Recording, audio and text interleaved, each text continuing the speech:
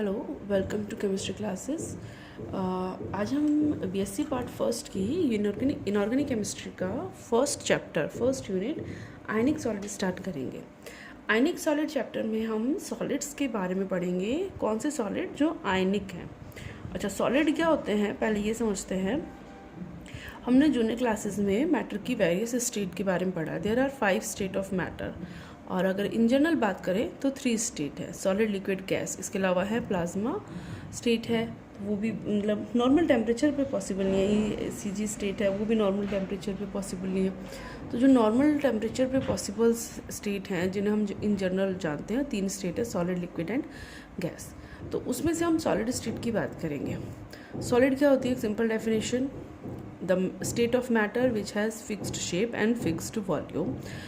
Matter की वो state जिसकी शेप और वॉल्यूम फिक्स्ड होता है, सॉलिड स्टेट कहलाती है। अब सॉलिड जो है उसमें मॉलिक्यूल या एटम्स जो हैं वो टाइटली बॉन्डेड होते हैं।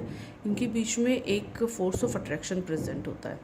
अगर ये फोर्स ऑफ अट्रैक्शन जो है वो इलेक्ट्रोस्टैटिक फोर्स ऑफ अट्रैक्शन है, मतलब दो अपोजिट चार्ज के बीच में प्रेजेंट होने वाला फोर्स ऑफ अट्रैक्शन है, तो उस टाइप के जो सॉलिड है वो कहलाते हैं आयनिक सॉलिड। अब ये आयनिक वर्ड जो है इसको हम क्लियर करते हैं, मतलब आयनिक यानी कि electrostatic force of attraction present है।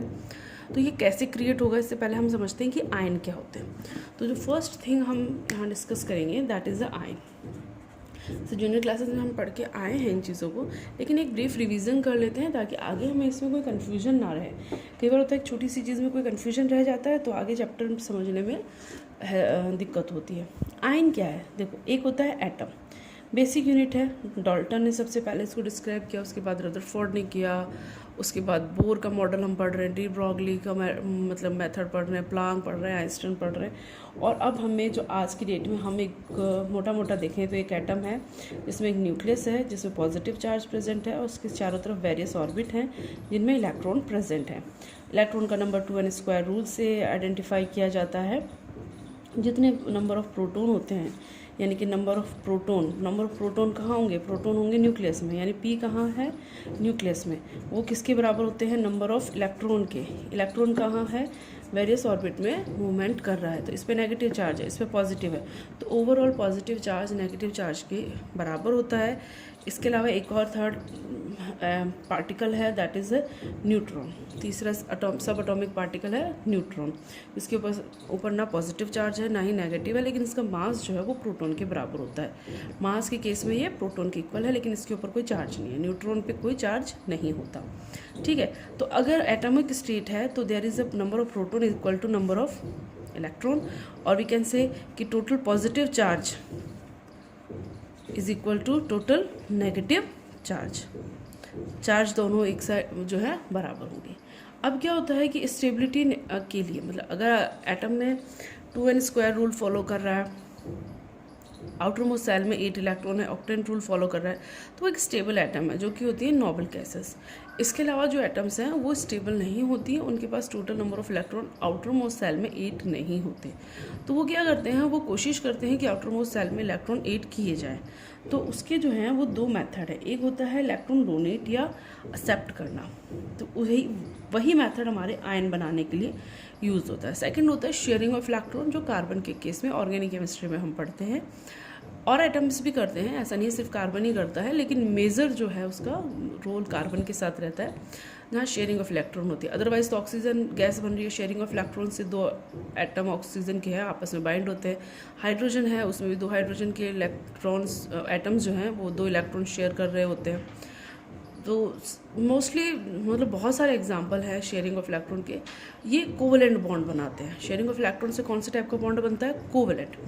और जो डोनेट या एक्सेप्टिंग से वो बनते हैं आयन। अब जैसे इसका एक एग्जांपल लेते हैं, बेसिक एग्जांपल लेंगे सबसे सिंपल सा जो सबको पता होगा, NaCl। सबने पढ़ा हुआ है, क्या है? सोडियम क्लोराइड है, कॉमन सॉल्ट है, टेबल सॉल्ट है, ये इसके कॉमन नेम है। ठीक है, सोडियम को अगर अकेला लें, सोडियम का एटॉमिक नंबर होता है 11, यानी कि इसके पास कितने होंगे? 11 प्रोटॉन होंगे, 11 ही इलेक्ट्रॉन होंगे। अब इसका अगर इलेक्ट्रॉनिक कॉन्फ़िगरेशन देखें तो वो आएगा 2 8 1। तो इसको क्या है? एक इलेक्ट्रॉन ये अपना डोनेट कर दे, कौन सा वाला, ये वाला आउटर मोस्ट का, तो इसका इलेक्ट्रॉनिक कॉन्फ़िगरेशन कैसा हो जाएगा 2 8, और आउटर मोस्ट में आ गया तब 8, तो ये स्टेबल हो जाएगा। तो ये अपना एक इलेक्ट्रॉन डोनेट कर देता है, ठीक है, एक इलेक्ट्रॉन डोनेट कर दिया। तो अब इसके पास क्या हो गया, प्रोटॉन तो है 11, इलेक्ट्रॉन कितने हैं 10, प्रोटॉन हो गए 11, इलेक्ट्रॉन है 10, तो टोटल पॉजिटिव चार्ज कितना हो गया, 1 बढ़ गया, तो ये प्लस चार्ज इस पर आ गया।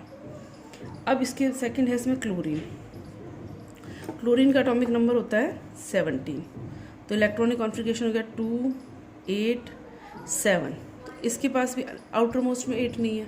अब ये 7 निकालेगा तो नहीं, ये क्या करेगा, एक ले लेगा, एक इलेक्ट्रॉन एक्सेप्ट कर लेगा, तो इसके पास कितने हो गए 2 8 8।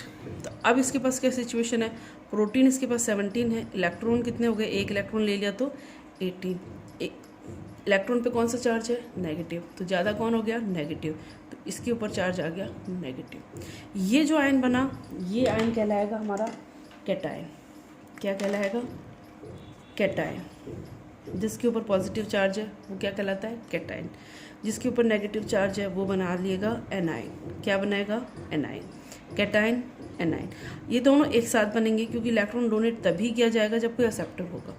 आप किसी कोई चीज़ देना चाहते हो, कोई लेने वाला होगा तभी तो दे पाओगे, या आप कोई चीज़ लेना चाहते हो तो कोई देने वाला चाहिए। तो आयन, कैटायन और एनाइन दोनों एक साथ बनेंगे। अब इनके ऊपर आ गया चार्ज, चार्ज आने से क्या होगा, ये एक दूसरे को करेंगे अट्रैक्ट, बन गए।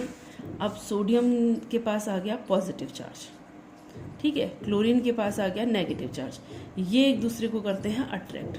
लेकिन ऐसा तो नहीं कि एक बार में एक ही क्लोरीन बनेगा, एक एटम लेके तो हम रिएक्शन नहीं करवाएंगे, क्योंकि क्या है, एक एटम तो बहुत छोटा है, ठीक है, हम 1 मोल लेंगे, कुछ ग्राम लेंगे तो उसमें लाखों करोड़ों एटम्स होंगे।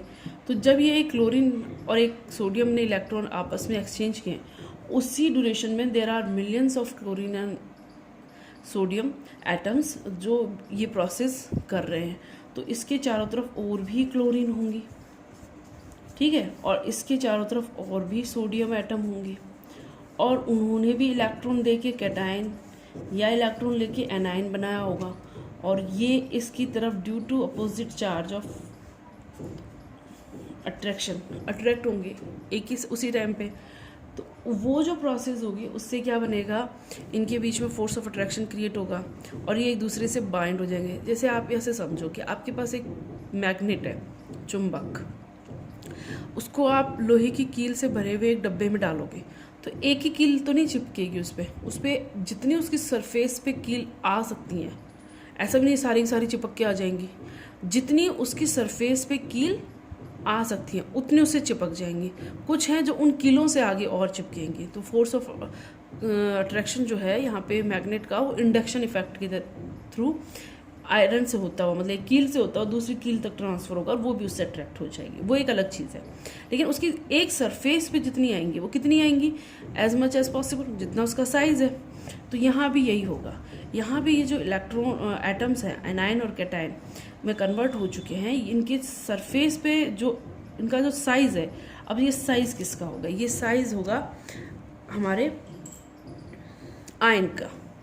और आयन का जो साइज़ है वो किससे कैलकुलेट किया जाता है, इसको हम आयनिक साइज़ बोल सकते हैं।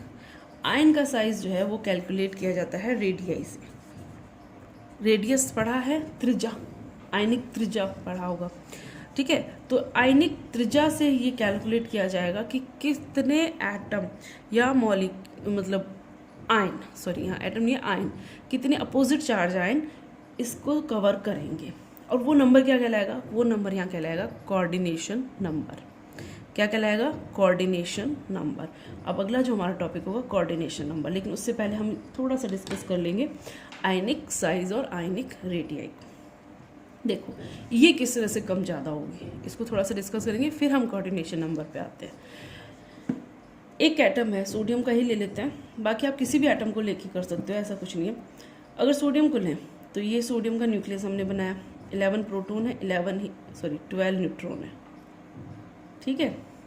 अब इसके चारों तरफ ये 2 इलेक्ट्रॉन आ गए और एक और ऑर्बिट। ऐसा ऑर्बिट कोई पाथ नहीं बना होता, इनका फिक्स एक बस probability of presence of electron होती है, ठीक है। उसको हमने अभी डिफाइन किया, किसी ने एटम को देखा थोड़ी है, अभी तो एटम की रिसर्च ही चल रही है, बहुत छोटा साइज है। ये आउटर मोस्ट में एक इलेक्ट्रॉन है, ये क्या है, सोडियम एटम। इसको हमने कन्वर्ट किया आयन में। अब आयन में कन्वर्ट किया 11, ये 2 इलेक्ट्रॉन रह गए, पूरा एक ऑर्बिट गायब हो गया, पूरा एक ऑर्बिट गायब हो गया, साइज छोटा हो गया, साइज छोटा हो गया, रिड्यूस हो गया। किसका, सोडियम आयन का, कैटायन है ये, साइज छोटा हो गया।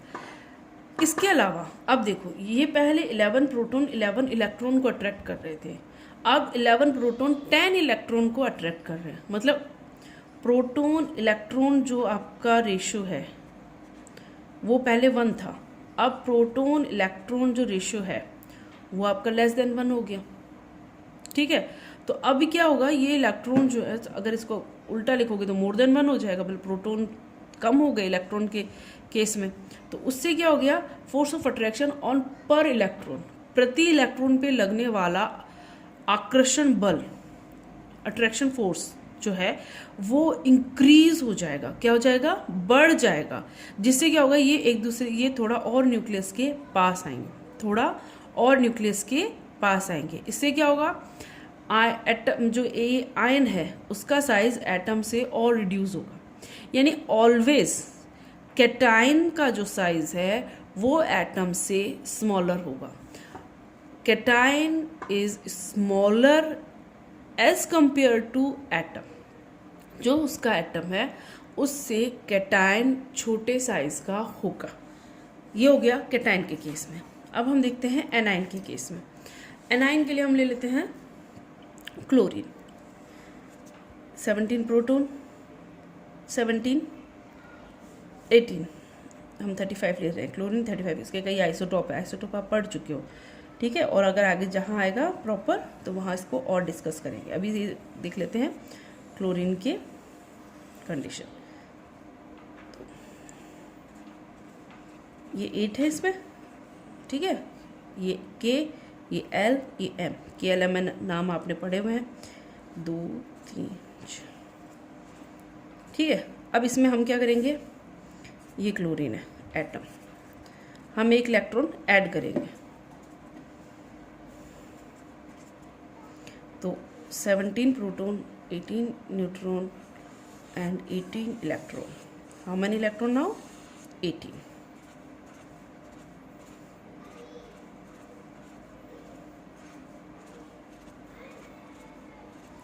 देखो इसमें रेडियस का साइज जो है, मतलब कोई नया ऑर्बिट ऐड नहीं होगा।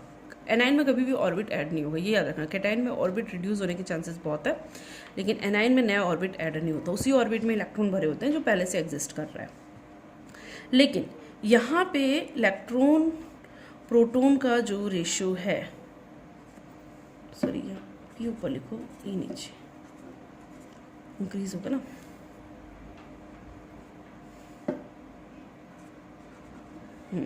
वो प्रोटॉन इलेक्ट्रॉन, यहाँ 17 है, ये भी 17 है। वो प्रोटॉन इलेक्ट्रॉन का जो रेशियो है अब आपका इस फॉर्म में आ गया, चेंज हो गया। नंबर ऑफ प्रोटॉन जो है वो नंबर ऑफ इलेक्ट्रॉन के कंपैरिजन कम हो गए, मतलब प्रोटॉन उतने ही है, इलेक्ट्रॉन बढ़ गए। तो पहले एक प्रोटॉन एक इलेक्ट्रॉन को कर रहा था, अब लेस देन 1 प्रोटॉन के जो है वो एक इलेक्ट्रॉन के लिए है। तो फोर्स ऑफ अट्रैक्शन जो है वो रिड्यूस होगा, तो ये एक दूसरे से दूर जाएंगे।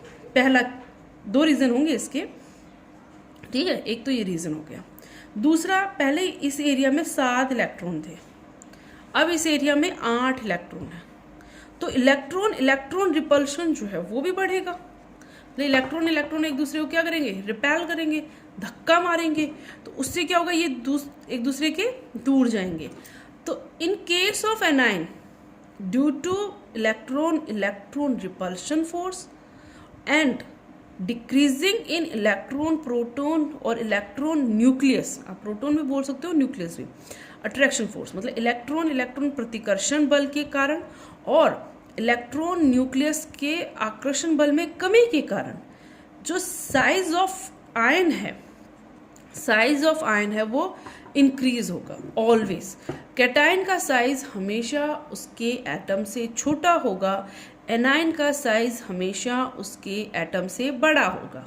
शॉर्ट में ये बात है, एक लाइन में अगर बात करें पूरी की तो ये है cation is smaller than these atom and A9 is larger than the atom. Clear? ये है इसकी बात, किसकी?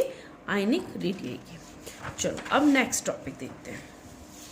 नेक्स्ट टॉपिक क्या है हमारा? नेक्स्ट आपका है radius ratio effect and coordination number. तो पहले हम लेते हैं कोऑर्डिनेशन नंबर, जिसको हमने थोड़ा सा डिस्कस किया था।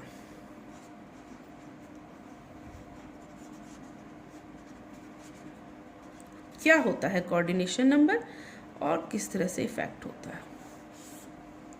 देखो,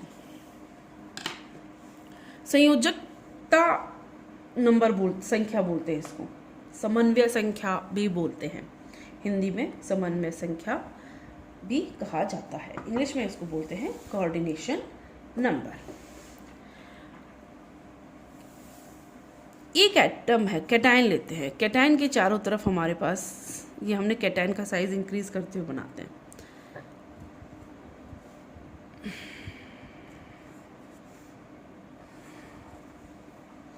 एक में हम क्या करते हैं, एनाइन का साइज इंक्रीज करते हैं, कैटाइन सेम साइज का रखते हैं। अब इसके चारों तरफ हम सेम साइज की कैटाइन लगाना चाहे, एनाइन, मैक्सिमम 3 आ जाएंगे, चौथा आएगा ही नहीं। यहाँ पे उसी साइज़ के हैं, 4 आ गए। यहाँ पे उसी साइज़ के 5 आ जाएंगे, और यहाँ पे उसी साइज़ के एनाइन जो हैं वो 6 हो जाएंगे। कैटाइन का साइज़ सेम है, तो सॉरी, कैटाइन का साइज़ जो हम चेंज कर रहे हैं, एनाइन का साइज़ सेम है। फर्स्ट स्टेप,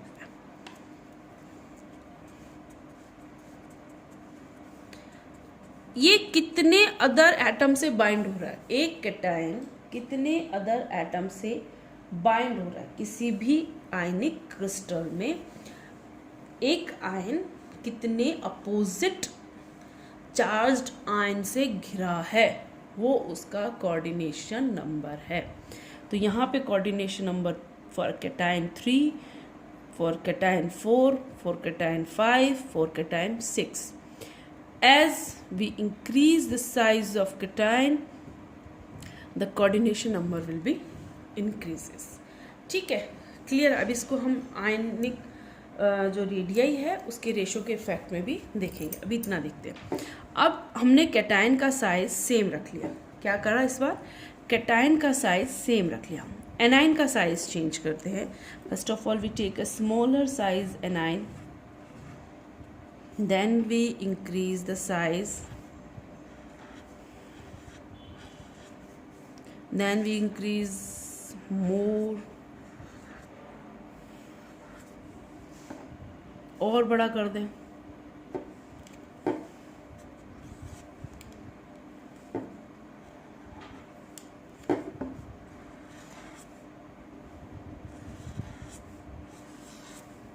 तो यहाँ पे 4 है लेकिन गुंजाइश 5 की भी है। देखो यहाँ पे 3 है लेकिन एक और भी आ सकता है, वैकेंट एरिया काफ़ी है। यहाँ पे सिर्फ 3 है। तो जैसे जैसे हम एनाइन का साइज बढ़ाते जाएंगे, कैटाइन कांस्टेंट रख लें, तो भी कोऑर्डिनेशन नंबर डिक्रीज होगा।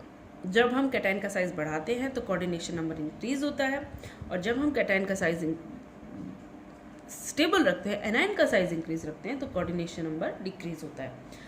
अब हम एक छोटा सा जो है एक फॉर्मूला देख लेते हैं यहाँ, जिससे हमें पता है कि कब कोऑर्डिनेशन का नंबर इंक्रीज होगा, कब कोऑर्डिनेशन नंबर कोऑर्डिनेशन नंबर क्या होता है, फिर से एक बार रिवाइज कर लेते हैं।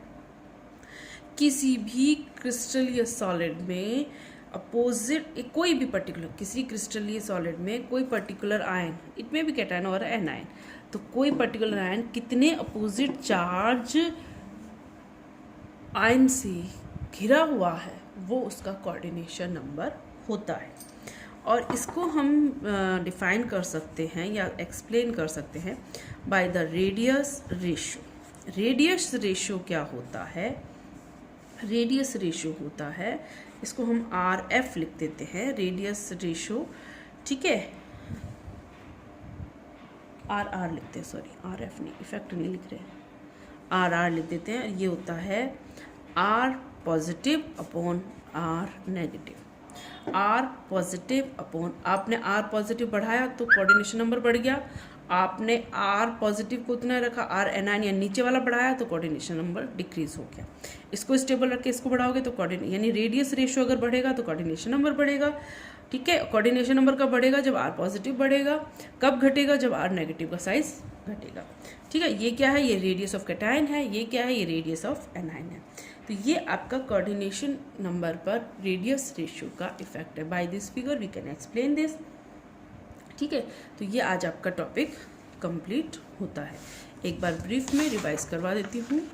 आयन क्या होता है इसको पहले समझना जरूरी है, इसके बिना आप इस चैप्टर को ही नहीं पढ़ पाओगे। तो आयन अगर आपको नहीं समझ में आ रहा तो आप एक बार मतलब ऐसे मैंने अपनी तरफ से पूरा कोशिश किया आपको समझाने का, लेकिन फिर भी अगर आपको कहीं कोई कन्फ्यूजन है तो आप कमेंट बॉक्स में कमेंट कर सकते हैं।